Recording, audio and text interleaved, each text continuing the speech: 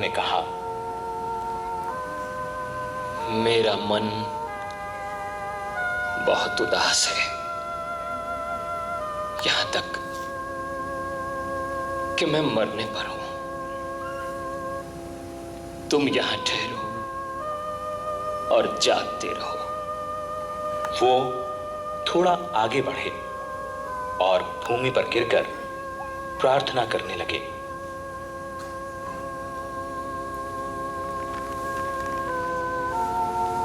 यदि हो सके तो ये घड़ी मुझ पर से टल जाए। हे पिता, तुझसे सब कुछ हो सकता है। इस कटोरे को मेरे पास से हटा ले, तो भी जैसा मैं चाहता हूं वैसा नहीं, वही हो जो तू चाहता है।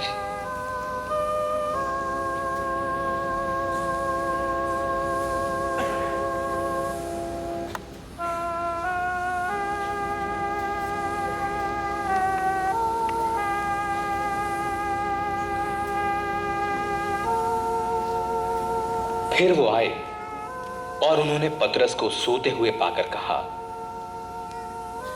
हे शिमोन, तू सो रहा है? क्या तू एक घड़ी भी न जाग सका? जागते और प्रार्थना करते रहो कि तुम परीक्षा में न पड़ो। आत्मा तो तैयार है, पर शरीर दुर्बल है। और फिर वो चले गए।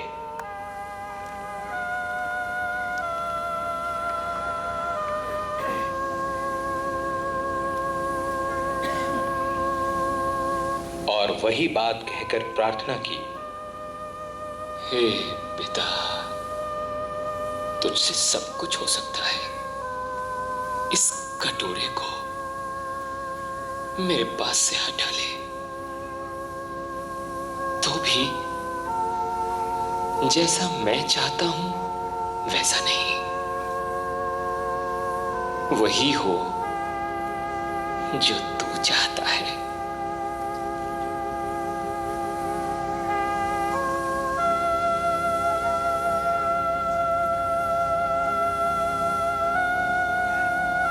और फिर आकर उन्होंने शिष्यों को सोते पाया, क्योंकि उनकी आंखें नींद से भरी थीं और वो नहीं जानते थे कि उन्हें क्या उत्तर दें।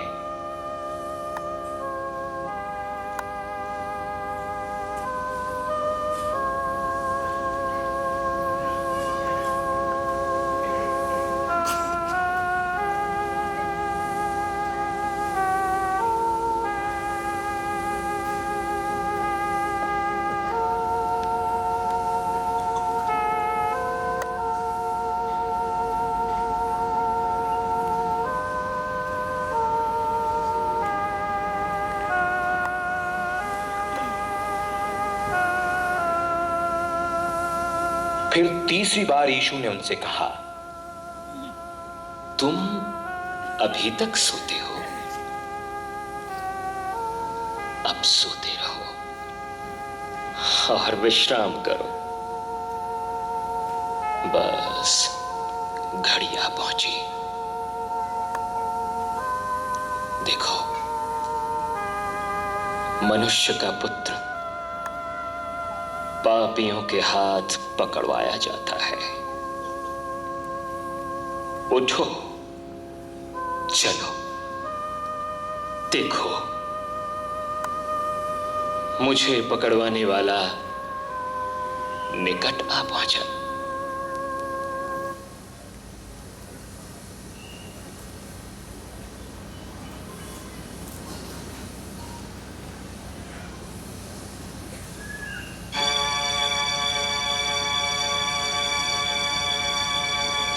वो ये कह ही रहे थे कि यहूदा इस्करियोती, जो 12 में से एक था, अपने साथ महायाजकों, शास्त्रियों और सिपाहियों की एक बड़ी भीड़ लिए तुरंत आ पहुंचा। यहूदा इस्करियोती ने बताया था, जिसको मैं चूमूं वही है, उसे पकड़कर ले जाना। और वो आया और तुरंत उनके पास जाकर कहा, हे रब्बी, हे रब्बी। और तब उन्होंने यीशु पर हाथ डालकर उन्हें पकड़ लिया।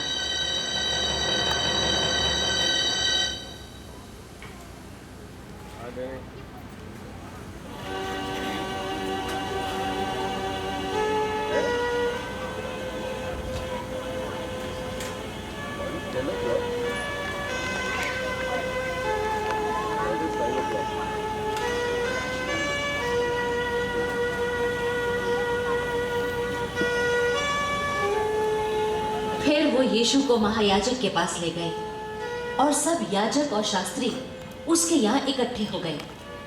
पतरस दूर से उनके पीछे पीछे महायाजक के आंगन के भीतर तक गया।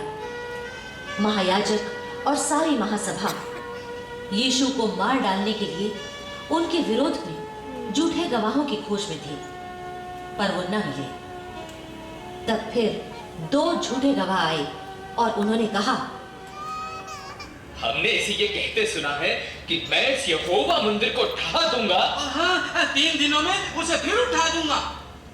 तब महायाजक ने खड़े होकर उससे कहा, तू कोई उत्तर नहीं देता, ये लोग तेरे विरोध में क्या गवाही देते हैं? परंतु यीशु चुप रहे। महायाजक ने उनसे कहा, मैं तुझे जीवित परमेश्वर की शपथ देता हूं कि यदि तू परमेश्वर का पुत्र मसीह है तो हमसे कह दे। यीशु ने उससे कहा, तूने आप ही कह दिया, वरना मैं तुमसे ये भी कहता हूं, अब से तुम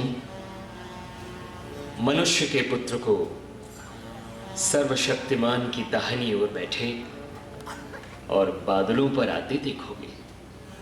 तब महायाजक ने अपने वस्त्र फाड़कर कहा, नहीं, इसने परमेश्वर की निंदा की है। अब हमें गवाहों का क्या प्रयोजन? देखो, तुमने अभी ये निंदा सुनी है, तुम क्या समझते हो?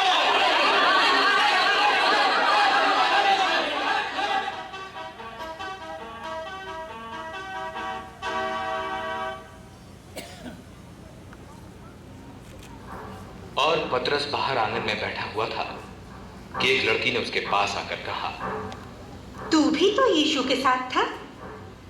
उसने सबके सामने 3 बार इनकार किया और तुरंत मुर्गे ने बांध दी।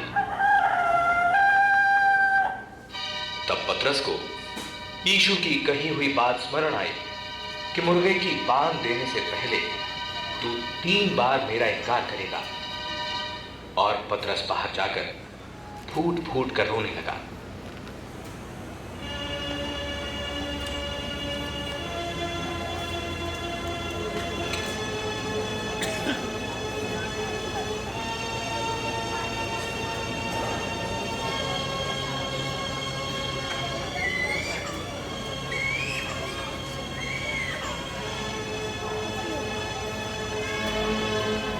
और जब सुबह हुई तो सब महायाजकों ने यीशु के विरुद्ध षड्यंत्र रचा कि उसे मार दिया जाए, और तब उसे बांधकर पिलातुस के पास ले गए जो हाकिम था।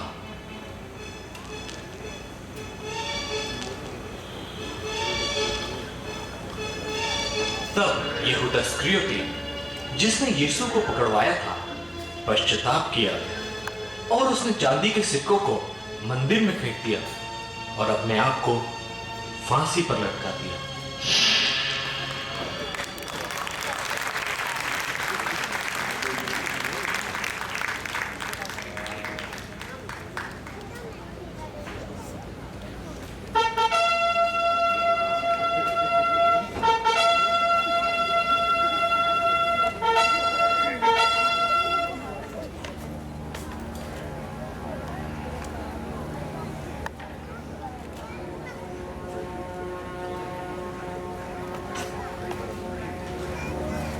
जब यीशु हाकिम के सामने खड़े थे, हाकिम ने उनसे पूछा, क्या तू यहूदियों का राजा है?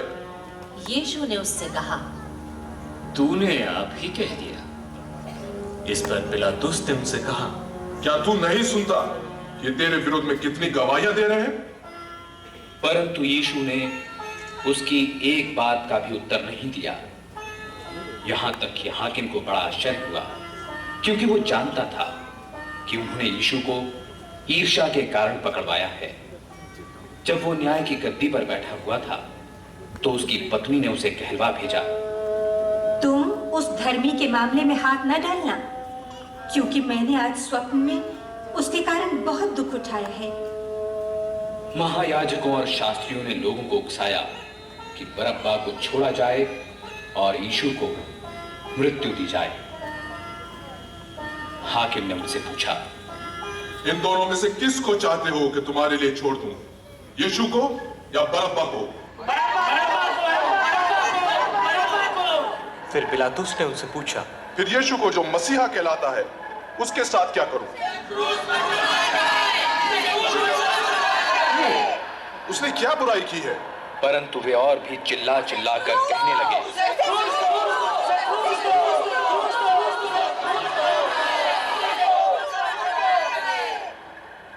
जब पिलातुस ने देखा कि कुछ बन नहीं पड़ता परंतु इसके विपरीत हुल्लड़ होता जाता है, तो उसने पानी लेकर भीड़ के सामने हाथ धोए और कहा, मैं इस धर्मी के लहू से निर्दोष हूं, तुम ही जानो।